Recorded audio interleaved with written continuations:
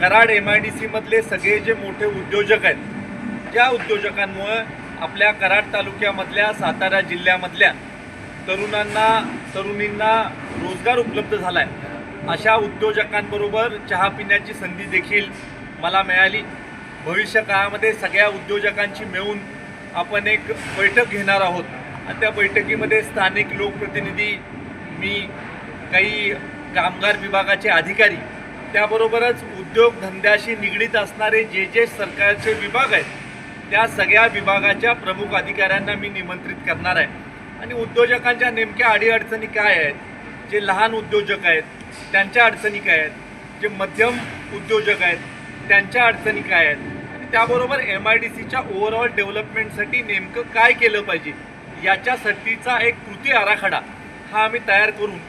उद्योग मंत्र्यांकडे देखील सादर करणार आहे। कामगार मंत्र्यांकडे देखील त्यांच्या विभागाच्या अडीअडचणी आम्ही सादर करणार आहे।